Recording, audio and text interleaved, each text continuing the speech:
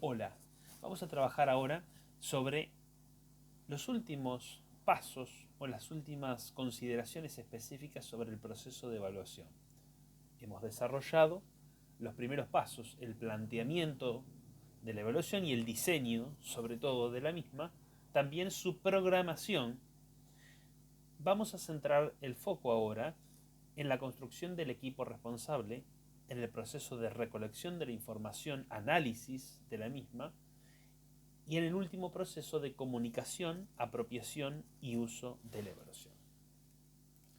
Hablando del equipo responsable, es importante, por supuesto, tenerlo en cuenta a la hora de pensar cuáles son los recursos con los que se va a contar, pero desde el punto de vista de las necesidades específicas del tema de la evaluación, del problema a investigar durante el desarrollo de la evaluación y de las necesidades de especialidades, de disciplinas que necesitan intersectarse.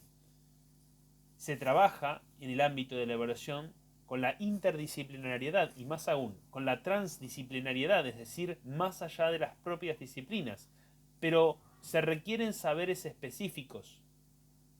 Por lo tanto, entonces hay que pensar cuáles son los especialistas que van a ser necesarios contratar. De acuerdo a las técnicas de recolección que se hayan diseñado, que se hayan pensado, se requerirán también capacitadores, por ejemplo, en términos de entrevistas y de encuestas. Se requerirán también quienes vayan a realizar estas entrevistas y encuestas, entrevistadores, encuestadores.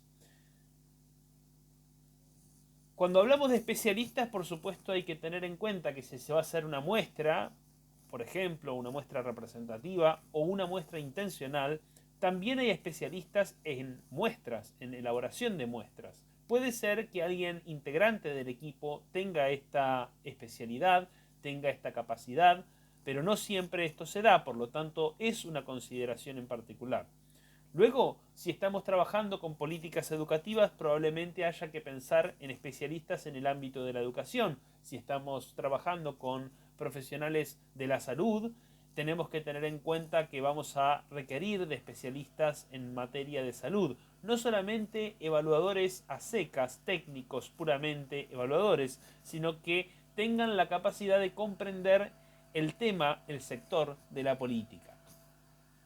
También se van a necesitar, por ejemplo, data entry, personas que puedan incorporar la información que se va recolectando en las entrevistas, en las encuestas, en el análisis documental, en las observaciones, que puedan cargar esa información para luego trabajarla y en función de ello analizarla. Normalmente en toda evaluación hay un director o coordinador, puede haber las dos funciones y tienen que estar claramente definidas. De eso va entonces la definición del equipo responsable del desarrollo de la evaluación. A veces, cuando se trata de evaluaciones internas, muchas veces los directores de las evaluaciones suelen ser personas que tienen cargos directivos en el desarrollo de los programas o en las propias políticas públicas a evaluar.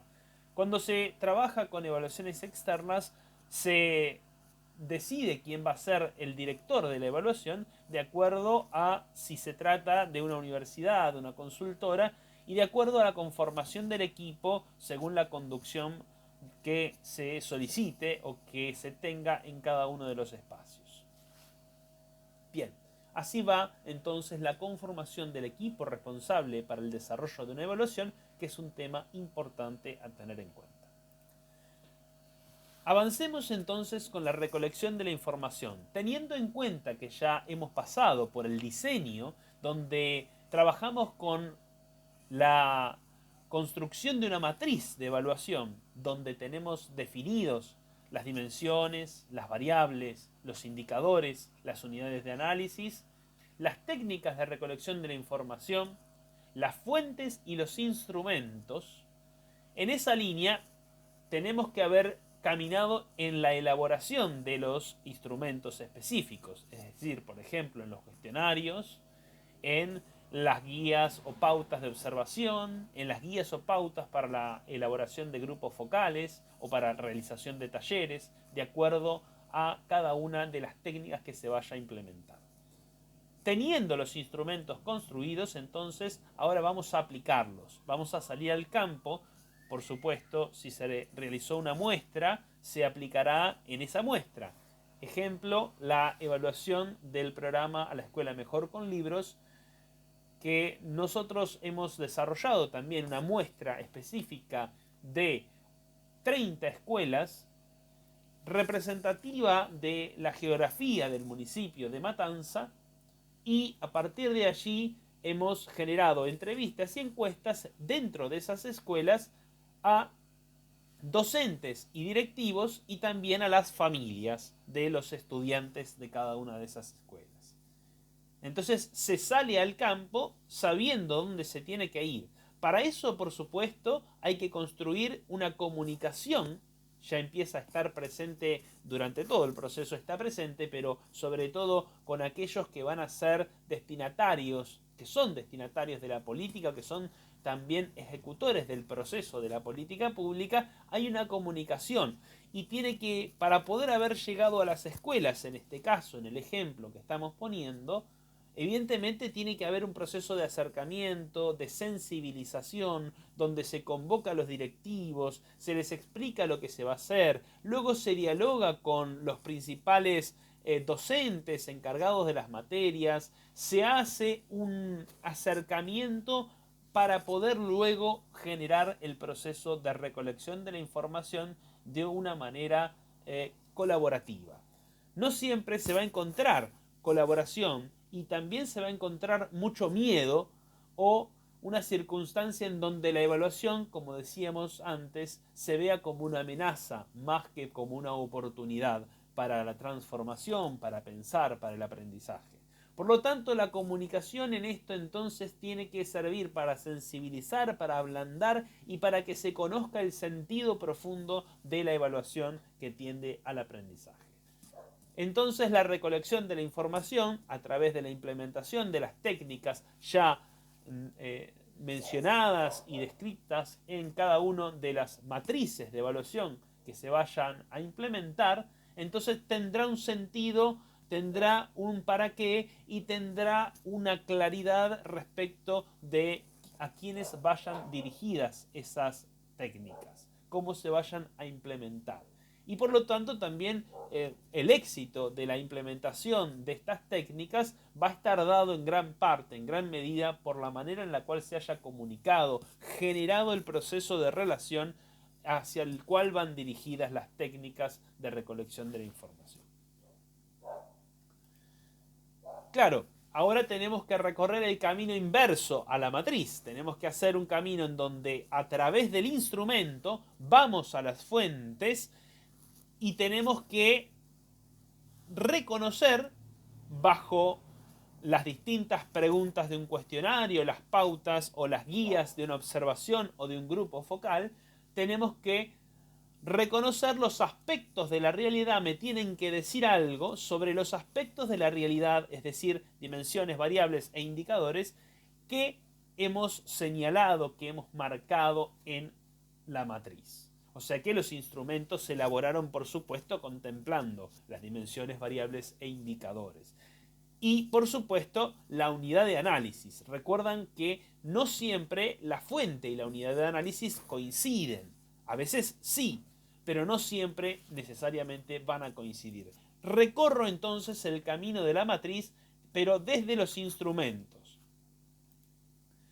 Una vez que hago ese proceso de recolección de la información, se generará toda la batería de información que se tiene que codificar, que tiene que ordenar la información, los datos, para luego ser analizado.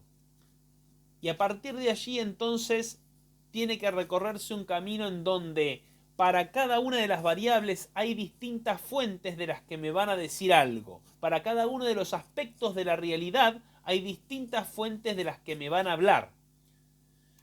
Y también cada fuente está relacionada con diversos indicadores, variables y unidades de análisis. Lo cual entonces me va a permitir generar distintas matrices de información en función de un procesamiento y una sistematización al servicio del análisis de la misma. ¿Y cómo se va a realizar el análisis? Variable por variable, dimensión por dimensión y entre variables y de entre dimensiones. Es decir, que permanentemente la matriz de evaluación va a ser clave, tanto para la recolección como para el procesamiento, sistematización y análisis de la misma. Ese análisis, que básicamente es por dimensión, o como decíamos, variable por variable, o entre dimensiones y entre variables, me va a permitir luego sacar conclusiones. Y a partir de allí generar un informe final que se entrega. Este informe final no quiere decir que la comunicación, como veníamos diciendo desde el inicio, esté presente solamente al final, sino que en realidad es un proceso permanente. Y es un proceso que tiene que constituirse como permanente validación de lo que se va haciendo. En el ejemplo de la evaluación del programa La Escuela Mejor con Libros, tuvimos un ejercicio de validación constante de los instrumentos y de los procesos que íbamos a implementar en la recolección de la información, como también en el análisis de la misma, con un equipo específico del municipio. La evaluación era externa, pero había un diálogo permanente que generaban procesos de validación que nos permitían ir avanzando y tratar de buscar el éxito mayor a la hora de implementar toda la evaluación según la habíamos diseñado.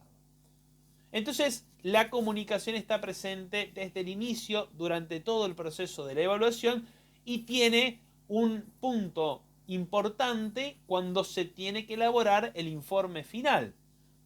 Y ahí, cuando se elabora el informe final, puede ser que además de un gran documento que sintetice todo el proceso y sobre todo presente los resultados de la evaluación, también se tiene que pensar en las distintas audiencias. Por ejemplo, puede ser que se haga un informe para los docentes, otro para los directivos, otro para los inspectores, otro para los decisores. O puede haber combinaciones. Depende de las necesidades, de las posibilidades. Pensar la comunicación tiene que ver también con que la evaluación no termina en la entrega de un informe, sino que continúa con los procesos de apropiación y uso de cada una de las evaluaciones, de cada uno de los resultados de las evaluaciones. El uso no es solamente incluso para que los decisores puedan tener elementos para tomar alguna decisión en relación a la continuidad o al fortalecimiento de los programas, sino que el uso es también para aquellos que están involucrados, para aquellos que son destinatarios y que entonces tienen a partir de la evaluación un conocimiento que permite reconocer, valorar e incluso aportar al fortalecimiento de ese programa. Por eso decimos que la evaluación es para el aprendizaje. Se trata también de tener una capacidad imaginativa de ver de qué manera construimos metodologías de comunicación a través de talleres, de presentaciones por sector, de comunicaciones web, de audiovisuales, etc. El tema de la comunicación, apropiación y uso está ligado también a la construcción del sentido de la evaluación y de aquello que le quieren imprimir específicamente los decisores o gestores quienes solicitan la evaluación. Y los informes finales también tienen un sentido claro, o deberían tenerlo. Gómez Serra caracteriza al menos 5 tipos de informes, que podríamos decir que son también 5 tipos de usos distintos de los resultados evaluativos. Dice, el primero es instrumental, es decir, la evaluación se utiliza específicamente y solamente con una finalidad: resolver determinados problemas que previamente, hipotéticamente, ya se saben que están presentes. Entonces, el sentido de la evaluación es resolver o aportar a la resolución de esos problemas. Otro estilo de informe o estilo de uso de los resultados es el conceptual, que tiene que ver con incorporarse en los marcos de referencia. La evaluación suma a lo que se conoce de la política y a los grandes marcos de referencia en los que está inserto esa política. La asignación universal por hijo forma parte del neouniversalismo en las políticas públicas y forma parte también de un estilo de política pública que no solamente se limita a un país, a nuestro país, sino que tiene puntos de asidero y comparación con diversas políticas, como el Bolsa Familia en Brasil. Y también forma parte de ciertas caracterizaciones que los organismos internacionales recomiendan de lo que tiene que ver con políticas universales, aquellos que no critican la universalidad, sino que en todo caso favorecen la universalidad por encima de la focalización. Bueno, en definitiva, la evaluación constituye un aporte que se inserta a fortalecer los marcos globales de referencia de una política pública. Este es otro estilo de comunicación, otro estilo de uso de los resultados o de informe.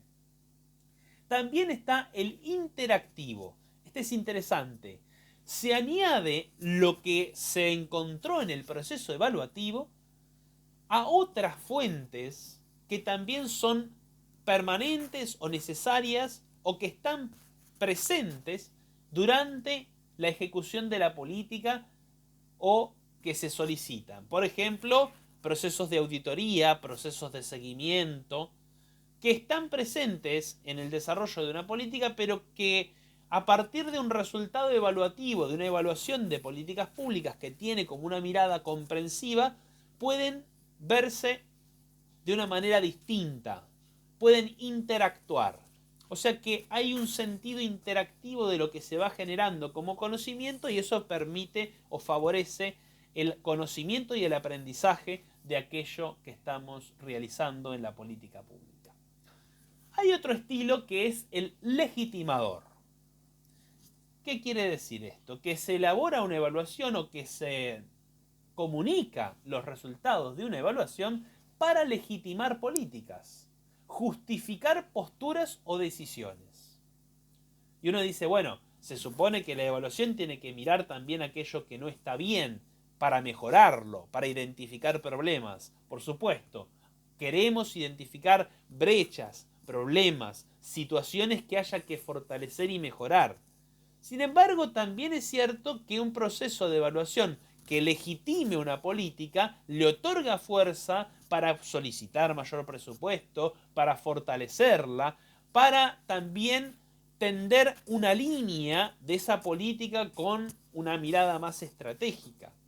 O a veces también para legitimar procesos que necesariamente se tienen bajo una concepción ideológica y no necesariamente son buenos en sí mismos, no necesariamente tienen buenos resultados, no necesariamente alcanzan a aquel objetivo de las políticas públicas que es efectivizar derechos. Pero los procesos de evaluación pueden legitimar o deslegitimar una política pública.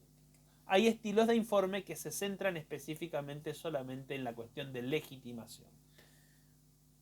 También hay un estilo que es el táctico. Bueno, tenemos determinados problemas, estamos en una situación engorrosa, lo que podemos hacer es tratar de eludir responsabilidades y ganar tiempo. Y la evaluación puede generar como una instancia en donde de golpe se ponga un poquito en tela de juicio determinadas cuestiones, pero que podamos sobrepasar este momento en donde la situación está compleja. Es decir, una evaluación para ganar tiempo, información que brindamos, hacemos lo que hay que hacer, los deberes, para poder ganar tiempo. Son estilos y son situaciones que se pueden dar. Los evaluadores, las evaluadoras, los equipos de evaluación tienen también una mirada ética y tienen también un compromiso político. No quiere decir partidario, sino político con determinadas cuestiones que hacen a los valores que se defienden. Por lo tanto, los evaluadores pueden decir si esta evaluación está pensada solamente para legitimar o solamente para ganar tiempo, preferimos no hacerla. Puede ser que pase eso. O puede ser que los evaluadores, las evaluadoras tengan cierta cintura y aunque haya iniciado el proceso bajo una mirada solamente legitimadora o táctica, puedan generar también otro tipo de interacción, generando las condiciones para que se aproveche el conocimiento evaluativo. Por eso, dice Nerio que una evaluación, un evaluador, una evaluadora, tienen que tener la capacidad no solamente de ser técnicos, sino también de tener ese arte de poder construir relaciones, de poder comunicar procesos. Tienen que ser comunicadores, tienen que ser artistas, tienen que generar procesos que van más allá de la técnica, tienen que ser políticos para tender puentes. En fin, el proceso de la evaluación entonces tiene que tener en cuenta todas estas posibilidades. Vamos al último de los temas que queremos resaltar en esta clase y que tiene que ver con esa tríada que hacíamos mención antes: la comunicación, la apropiación y el uso de la evaluación.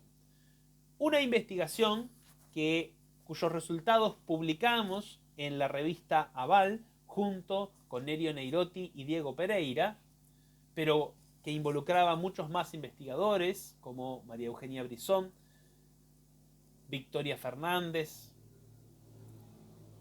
Marcela Botinelli y muchos otros docentes de nuestra universidad y también algunos becarios. Identificamos en esta publicación en particular algunos procesos tecnopolíticos, técnicos y políticos que facilitan u obstaculizan la utilidad de la evaluación. Son grandes títulos, pero que permiten de alguna manera comprender que hay procesos que pueden facilitar el uso de los resultados evaluativos o pueden entorpecerlo. Se dan como tensiones esos procesos. Son 7 tensiones que identificamos, al menos nosotros. La primera tensión entre institucionalización versus improvisación y cumplimiento. Si la evaluación se institucionaliza es porque no solamente hay una norma, sino que hay un proceder que está incorporado, determinados hábitos que están incorporados y que permiten hacer de la evaluación un proceso estandarizado que además tiene un sentido claro, un para qué. Ahora, si solamente se utiliza como mecanismo de improvisación, decíamos antes como una cuestión táctica o legitimadora, y si solamente se hace para el cumplimiento, por una cuestión de rendición de cuentas meramente, entonces la evaluación, más que estar institucionalizada, termina siendo justamente un mecanismo de improvisación o para ganar tiempo. Por lo tanto, hay una tensión ahí entre aquello que favorece el uso, la institucionalización, y aquello que lo entorpece o lo obstaculiza, la improvisación y el mero cumplimiento. Otra tensión es la integración sistémica versus la fragmentación de los procesos aislados. La evaluación de una política pública debería estar enmarcada no solamente en un proceso aislado, sino que debería estar enmarcada en un proceso que tiene una integración con otras políticas públicas, con otras fuentes de información, que está enmarcada dentro de una mirada estratégica. A veces las políticas no están pensadas dentro de un camino estratégico, no hay planes estratégicos tan bien definidos, o sí. Pero la evaluación tiene que tender, junto con la planificación, a que haya integración sistémica, a que vayamos a sistemas que permitan el seguimiento y la evaluación al servicio de las políticas públicas con una mirada sistémica. Si tenemos procesos fragmentados que surgen por voluntades políticas o por una cuestión aislada que surgió en un momento dado, en un programa definido, difícilmente tengamos un camino donde la evaluación se institucionalice y se use los resultados de la evaluación. Otra tensión entre la promoción de una cultura evaluativa o la mera obligación frente a compromisos normativos y de financiamiento. Lo vemos mucho con evaluaciones solicitadas por los organismos internacionales. Allí tenemos la necesidad del compromiso de responder a lo que solicita el financiador. Pero debemos trascender esa mirada si queremos que se utilicen los resultados evaluativos, que haya una buena apropiación por parte de los actores y tender hacia una cultura evaluativa, que se generen hábitos incorporados en las personas que forman parte del desarrollo de una política y que tengan una mirada constante de reflexión sobre la práctica para fortalecer, para mejorar, para aprender. Otra tensión entre lo que serían comunidades o equipos de evaluación y las meras burocracias que están rutinizadas. Hay equipos de expertos, burocracias, que de alguna manera trabajan de una manera rutinaria, pero que no se genera procesos de debate, de discusión o intenciones de que los resultados sean repensados para fortalecer las políticas. Lo que tenemos que generar son equipos y comunidades de evaluación dentro de las políticas públicas y también comunidades de evaluación que externamente puedan fortalecer las comunidades de aplicación, de ejecución de las políticas. Más que procesos, burocracias que están establecidas pero que tienen un cierto estancamiento, lo que se necesita son comunidades dinámicas que piensen los procesos valorativos de manera que sirvan para tomar decisiones y para aprender.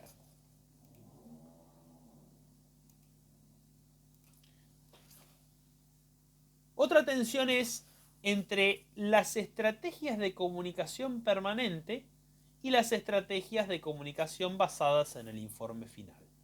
Decíamos recién que la comunicación está presente en todo el proceso evaluativo. Por lo tanto, tenemos que pensar metodologías, estrategias de comunicación de acuerdo a las necesidades y de acuerdo a los contextos de las políticas, pero que estén permanentemente en acción. No tenemos que pensar solamente en un proceso comunicativo basado en la entrega de un documento que llamamos informe final.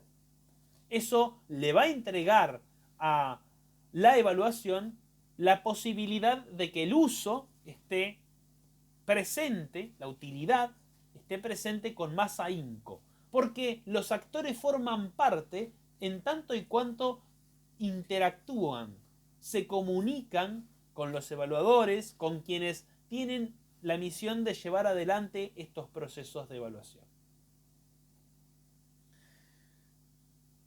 Dos tensiones más. Una entre la evaluación participativa cogestionada y la participación de los actores como meros informantes.